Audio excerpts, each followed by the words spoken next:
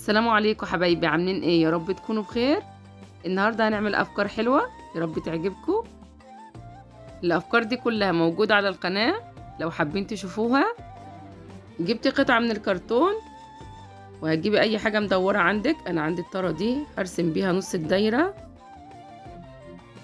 وجبت طاره اصغر منها ورسمت بيها النص التاني، رسمته على شكل هلال وفرغته بالكتر وقصيته. انا عملت نفس الخطوات دي بس على كرتون النصبيان وغطا حله كبير عشان ده اتقل من الكرتون. جبت الدبل فيس وثبته على الهلال علشان انا هغلفه بالفوم الابيض. هو يبان ان هو شكله ابيض ونضيف بس لا، لازم يتغلف. قصيت الجزء من الفوم الابيض وثبته زي ما انتوا شايفين كده، وكمان هغلف الجنب التاني والهلال التاني اللي انا قصيته بنفس الطريقة. جبت شريط اللول الجميل ده وهزين بيه الحواف بتاعة الهلال. لو مش موجود عندك ممكن تقص شريطة من الفوم مقاسها حوالي نص سنتي وتقفلي بيها الهلال. انا حابة اشكر كل اخواتي وحبايبي اللي كتبوا لي تعليقات جميلة، جزاكم الله كل خير وكل سنة وانتم طيبين حبايب قلبي. بعد ما زينت الهلالين باللولي بقوا معايا بالشكل الجميل ده، شكلهم بقى تحفة. جبت جزء من الاستيكر الذهبي وجبت كلمة رمضان كريم انا كنت طبعاها من موقع بنترست، ثبتها عليه بالشكل ده وقصيتها. جبت اول هلال وهثبت عليه الكلمة بالشكل ده وهثبت كمان النقط بتاعتها. الفكرة الجميلة دي تنفع زي ما انا هعملها في الاخر وتشوفوا النتيجة، او ممكن تعلقيها.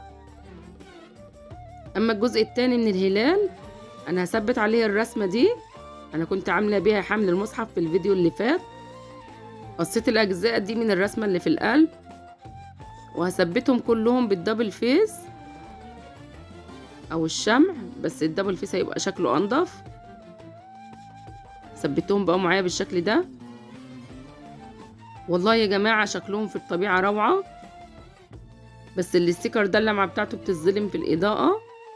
جبت قطعة من الكرتون وثبت عليها الدبل فيس زي ما انتوا شايفين كده وهغلفها بنفس الفوم.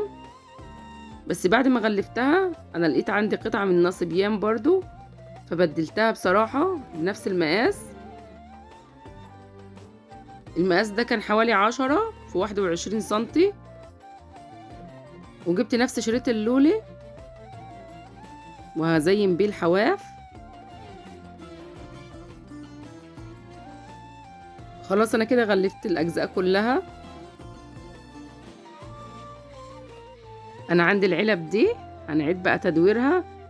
دي انا كنت جايباها من بلبن، كان فيها الهبة كنت جايباها للاولاد. حطيت حبة شمع حلوين وهثبتها كده في القاعدة واتكيت عليها، على فكرة مسكت حلوة قوي في الفوم. وجبت الجزء ده من الهلال حطيت عليه حبة شمع في الجنب بالشكل ده وثبته هو كمان.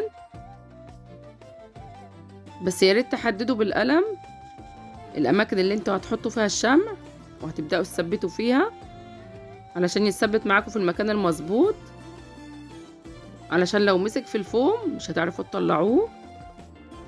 جبت كمان الجزء التاني وحاولت اظبطه على قد ما قدرت وحطيت حبة شمع حلوين وثبته في العلبة بالشكل ده. ممكن تغيري في مقاس التمرية اللي في النص دي بالحجم اللي انت عايزاه، بس انا هثبت اكتر من واحدة، هثبت 3 فوق بعض. بصراحة الفكرة دي عجبتني لانك انت ممكن تنضفيهم بسهولة، تمسحيهم بمنديل او تغسليهم. بعد ما ثبت التانية انا قفلت الكاميرا وثبت التالتة فوقيها عشان اعرف اظبطها. يا ريت العلبة اللي في الاول خالص اللي في القاعدة تقدموها شوية لقدام، يعني تثبتوها في اول القاعدة علشان يبقى الشكل معاكم مظبوط اكتر. بصوا بعد ما اتحط اليميش فيه بقى بالشكل الجميل ده،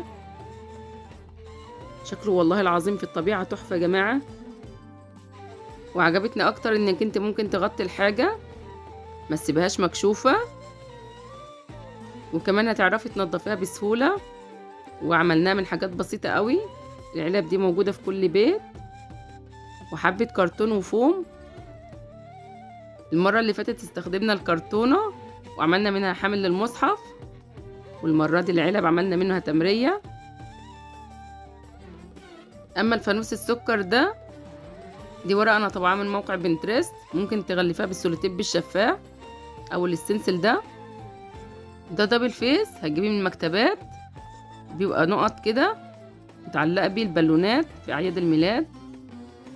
هثبت منه حبة نقط كده على الفانوس، بصراحة بيبقى تثبيته جامد ما بيفكش بسهولة. جبت الستنسل الشفاف وهثبته كده على الفانوس، بيبقى شكله انضف من السولوتيب الشفاف. وهقص الزيادة. انا عملت كذا شكل من الفوانيس الجميلة دي، والتعليقات ممكن ترجعوا للفيديوهات اللي فاتت وتشوفوها. بس انا عندي طلب صغير، انا بعمل الفيديوهات دي بكل حب والله، علشان تستفيدوا منها وتنفذوا الافكار اللي تقدروا تنفذوها. وبعمل افكار بسيطة وما بحبش اهبل في الافكار، بس بجد ما فيش دعم خالص. يعني هم حبة بيتعدوا على الصوابع، حبايب قلبي اللي بيدعموني باللايك وبتعليقاتهم الجميلة. ربنا يا رب يبارك في عمرهم ويجعله في ميزان حسناتهم. فيا جماعة الدعم ده بيفرق معانا، يعني اللايك دي مش هتخسرك حاجة، بس هترفع الفيديو. فياريت ياريت نحط لايك للفيديو، يعني فضلا وليس امرا. ربنا يا رب يجعله في ميزان حسناتكم. بص انا كده خلاص غلفته كمان من الظهر بالستنسل وقصيته. ممكن تعلقيه كده بالدبل فيس، شكله تحفة. انا قصيت كلمة رمضان كريم بالفوم الاصفر، ممكن تثبتيها كده لو حابة. انا قصيت جزء من الفوم الابيض على شكل سحابة وهثبته في نهاية الفانوس، فهتشوف الشكل اللي يريحك وتثبتيه زي ما انت عايزة. هثبت كلمة رمضان كريم كده بالدبل فيس، وجبت جزء من الفوم الاصفر ومعايا القطاعة النجوم دي. هقطع نجوم كبيرة وصغيرة، ووزعت النجوم كده على السحابة وثبتها بالدبل فيس. وكمان عندي فرع الإضاءة الصغير ثبته كده على جناب الفانوس وعلى السحابة. وخلاص كده خلصنا الفكرة، بقى شكلها تحفة. يا رب الأفكار تكون عجبتكم ويكون الفيديو خفيف على قلبكم واستفدتوا منه. واستنوني فيديوهات تانية كتير إن شاء الله. وكل سنة وانتم طيبين، والسلام عليكم ورحمة الله وبركاته.